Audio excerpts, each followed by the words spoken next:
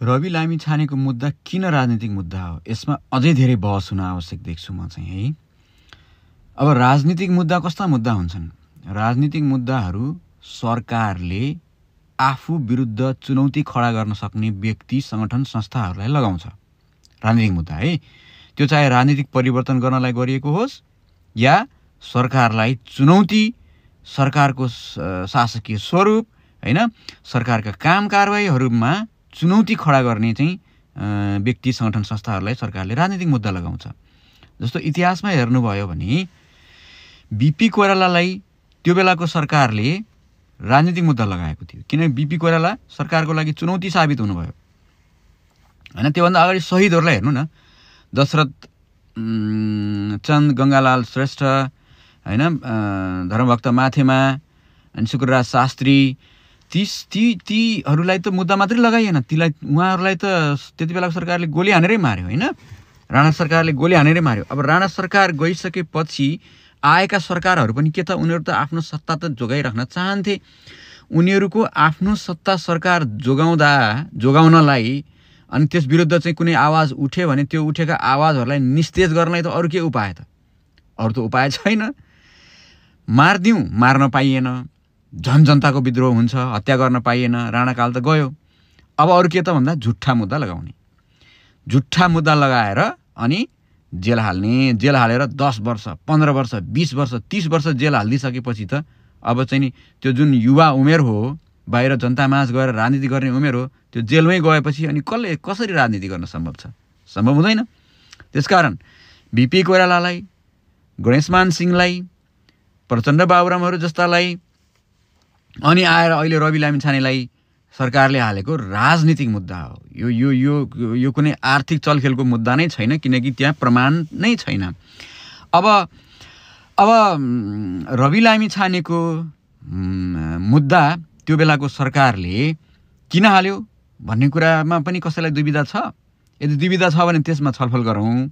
रवि लामिछानेकोलाई सरकारले किन मुद्दा हाल्यो भन्दा ऊ सबभन्दा ठुलो चुनौतीको रूपमा खडा भयो, सबैका लागि, कांग्रेसको लागि, एमालेको लागि, माओवादीको लागि, उपेन्द्र यादवको लागि हैन, अरू भ्रष्टाचारी कर्मचारीहरूको लागि, निजामती कर्मचारीहरूको लागि, भ्रष्टाचारी प्रहरीहरूको लागि, भ्रष्टाचारी न्यायाधीशहरूको लागि, सबैको लागि ऊ चुनौती साबित भयो क्या।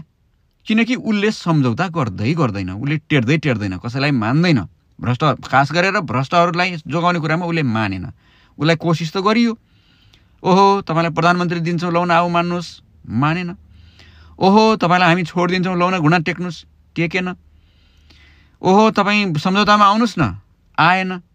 उसले मानेन। के मानेन? भ्रष्टहरूलाई उन्मुक्ति दिन मानेन हैन, अन्याय अन्त्य गर्ने सवालमा चाहिँ नि उसले सम्झौता गरेन, सामाजिक न्याय स्थापना गर्ने कुरामा उसले सम्झौता गरेन, जनताको पक्षमा कुरा उठाउने भन्ने बारेमा उसले सम्झौता गर्न चाहेन। ऊ त्यसमा अडिग रह्यो र खास गरेर भ्रष्टहरूको विरुद्ध ऊ अडिग भएर रह्यो। त्यसो हुँदाखेरि के हो त भन्दा सबै जेल जाने स्थिति आयो क्या। रविलाई बाहिर छोडेपछि सबै जेल जाने भए। पार्टीका नेता जेलमा जाने, कर्मचारीका भ्रष्टहरू जेलमा जाने, प्रहरीका भ्रष्टहरू जेलमा जाने, अदालतका भ्रष्टहरू जेलमा जाने, सबै जेलमा जाने स्थिति आयो। त्यसो हुँदाखेरि गर्नुपर्ने के हो त भन्दा बरु यही एउटा मान्छेलाई थुनिदिउँ भने त हामी सबै जोगिन सक्छौँ भनेर पुरानो सत्ता, यो एकजना व्यक्ति लागेको होइन, यो पुरानो सत्ताले उहाँलाई सरकारको शक्तिको दुरुपयोग गरेर सरकारले मुद्दा हालेको हो। त्यसकारण यो राजनीतिक मुद्दा हो। यो लेनदेनको मुद्दा भएको भए, ठगीको मुद्दा भएको भए, अथवा अरू कुनै राजनीतिक अपराधको मुद्दा भएको भए, जस्तो बलात्कार, हत्या, आगजनी, हिंसा, मान्छे मारेको, लुटपाट गरेको भएको भए त्यसको त स्पष्ट प्रमाण आउँथ्यो। रवि लामिछानेको इतिहासले बोल्छ, उहाँले त्यस्तो अपराध कुकर्म कहिले पनि गर्नुभएको छैन। उहाँले त बरु मान्छेहरूलाई सहयोग गर्नुभएको छ हैन। उहाँले त बरु नेपालको नाम चलाउनु भएको छ, गिनिज बुक अफ वर्ल्ड रेकर्डमा नाम राखेर। त्यता पनि जाएन, म त्यतातिर जान चाहन्न। म चाहिँ नि यो मुद्दा किन राजनीतिक हो र किन यसलाई राजनीतिक तवरमा सरकारले फिर्ता लिएर सल्भ गर्ने दिशामा जानुपर्छ भन्ने बारेमा नै डिबेट अगाडि बढाउन चाहन्छु।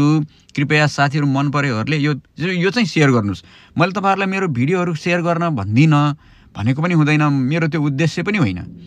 तर मान्छेहरूसँग पुग्न त पर्यो कुरा हैन। रियालिटी, यथार्थ कुरा चाहिँ पुग्दैन अनि गलत कुरा चाहिँ पुग्छ हैन। गलत भन्नाले अब पुग्नुपर्ने कुरा नपुग्ने, अब बरु त्यस्तो महत्त्व नै नभएको कुराहरू पुगिरहेको हुन्छ क्या। त्यसकारण मैले यो विषयमा चाहिँ प्लिज मेरा अरू भिडियोहरू सेयर गर्नुहोस् नगर्नुहोस् श्रोताहरू, के मेरा साथीहरू फलोवरहरू फरियोमा पुगेकोहरू तपाईँहरूको आफ्नो व्यक्तिगत कुरा भयो, तर यो भिडियो चाहिँ सेयर गर्नु आवश्यक छ। किनभने रवि लामिछानेको केसमा चाहिँ यो पहिलो कुरा राजनीतिक मुद्दा हो, दोस्रो कुरा कानुनको न्यायको अपमान भएको मुद्दा हो। यो चाहिँ यहाँ कानुन मरेको छ, यहाँ न्याय मरेको छ, यहाँ अदालतमाथि पूर्ण रूपमा अविश्वास पैदा भएको छ, जुन हामी देख्न चाहँदैनौँ। हामी अदालतप्रति विश्वास बढेको देख्न चाहन्छौँ। हामी न्यायाधीशहरू, सम्माननीय न्यायाधीशहरू, न्यायमूर्तिहरू समाजमा शिर ठाडो पारेर हिँडेको हेर्न चाहन्छौँ। हामी न्यायाधीशहरूलाई जनताले विश्वास गरेको हेर्न चाहन्छौँ। त्यसो भन्दाखेरि रविलाई छोडेपछि विश्वास गर्ने, नत्र नछोडे विश्वास नगर्ने भन्ने हो त? भन्दाखेरि त मुद्दाको प्रकृति हेर्नु पऱ्यो नि त। रविलाई छोड्ने नछोड्नेसँग सवालै भएन कि यहाँ त यो मुद्दाको प्रकृति के हो त भन्दा मुद्दाको प्रकृतिमा सहकारीबाट पैसा लगेको देखिँदैन। अनि त्यो नदेखेपछि सङ्गठित अपराधतिर जोडेर, सम्पत्ति शुद्धिकरणतिर जोडेर उहाँलाई राजनीतिबाट वञ्चित गर्न खोजेको हो। यो त प्रश्न देखिन्छ। त्यसकारण त राजनीतिक मुद्दा भनेको त यसलाई एउटा व्यक्तिको राजनीतिक अधिकार खाइदिने, प्रमाण नभएको मुद्दा लगाएर, प्रमाण नभएको आरोप लगाएर कुनै व्यक्तिको राजनीतिक अधिकार खाइदिन्छ भने राजनीतिक मुद्दा भएन त? त्यो प्रमाण हुनु पर्यो नि त। प्रमाण नभएको कारण त फैसला गर्दैन त। कुनै पनि अदालतले उहाँलाई दोषी साबित गर्न सकेको छैन, किनभने उहाँलाई दोषी साबित गर्ने प्रमाण छैन। अब बिल्कुल उहाँको राजनीतिक अधिकार खाइदिने गरी लगाइएको मुद्दा राजनीतिक मुद्दा नभएर के हुन्छ त? लौ त यसमा छलफल गरौँ त। छलफल गरौँ त। यो राजनीतिक मुद्दा नभएर के मुद्दा भयो त? सहकारीबाट पैसा लगेको छैन। जब सहकारीबाट पैसा लग्ने कुरामा नै उहाँको संलग्नता छैन भनेपछि त्यो 2 र 3 सङ्गठित अपराध र सम्पत्ति शुद्धिकरण कहाँबाट आउँछ त? त्यो त जोडिँदैन। यो त कस्तो हो भने एउटा बसमा चाहिँ 20 जना प्यासेन्जर छन्, अनि त्यो 20 जना प्यासेन्जर मध्ये एउटाले चाहिँ चोरी गरेर बसभित्र छिर्यो, अनि चाहिँ 19 जना अरूलाई पनि मुद्दा लगाइदिएको जस्तो भयो क्या यो चाहिँ, हैन? एउटा बसमा चढ्ने सबै प्यासेन्जरहरूलाई एकजना प्यासेन्जर दोषी छ भन्दैमा सबैलाई दोषी देखाउने कुरा भयो यो चाहिँ, हैन? अब रह्यो कुरा सँगै कम्पनी खोल्न लागेका थिए, सँगै मिलेर कम्पनी खोल्या हुन् त, पैसा त सबैले प्रयोग गरे हुन् त भन्ने कुराको हकमा चाहिँ आर्थिक कुराको के अरे क्षेत्रमा, पैसा कारोबार गर्ने क्षेत्रमा, आर्थिक कारोबार गर्ने क्षेत्रमा रवि लामिछानेले कुनै कुरा हस्तक्षेप नै नगर्ने भन्ने उहाँहरूको सहमति छ। अर्थात् पैसा ल्याए पनि, लगे पनि, नलगे पनि, कमाए पनि, घाटा खाए पनि सबै जीवी राईले बेहोर्ने भन्ने छ उहाँहरूको सहमति। त्यसपछि गएर यता समाचारको हकमा चाहिँ अब समाचार सम्पादन गर्ने होइन, त्यो रवि लामिछानेलाई त्यो मौका, त्यो अवसर पनि हो। अब अर्कोतिर फेरि पैसा उपयोग गर्ने जीवी राईको पनि अवसर थियो। त दुवैको आफ्नो आफ्नो अवसर प्रयोग गरेर मिलेर गएका हुन् उनीहरू। अनि आर्थिक कुरामा रवि लामिछानेको संलग्नता चाहिँ नभइसकेपछि त्यहाँ रवि लामिछानेलाई दोषी करार गर्न पर्ने ठाउँ देखिन। रह्यो कुरा कम्पनीमा उहाँको सेयर भएको कारणले भन्दाखेरि चाहिँ कम्पनीमा उहाँको रहेको सेयर त के हो त भन्दाखेरि जबसम्म उहाँ कम्पनीको सेयर होल्डर हुनुहुन्छ तबसम्म उहाँको दायित्व हुन्छ। अर्थात् सहकारीमा ल्याएको ऋण चाहिँ तिर्नुपर्ने दायित्व क्या। त तिर्नुपर्ने दायित्व चाहिँ जबसम्म उहाँ कम्पनीको सेयर होल्डर हुनुहुन्थ्यो तबसम्म उहाँको दायित्व हुन्छ। अब कम्पनी बिक्री गरेर गइसकेपछि त त्यो ऋण पनि कसले किन्यो त? जीवी राईले किन्यो। कम्पनी ऐनको त्यस्तो हुन्छ क्या नियम।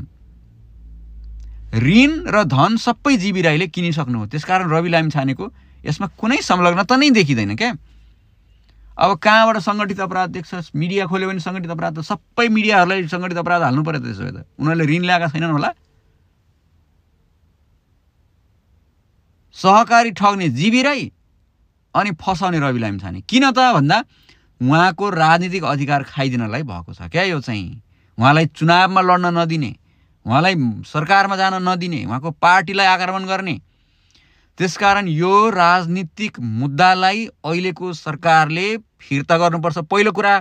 र उहाँलाई जो निर्दोष व्यक्तिलाई यसरी जुन फसाइएको छ नि, यो निर्दोषलाई क्षतिपूर्ति दिने कानुन अब नेपालमा आउनुपर्छ। यो रवि लामिछानेबाट स्टार्ट हुनुपर्छ। यो चाहिँ यो कुरालाई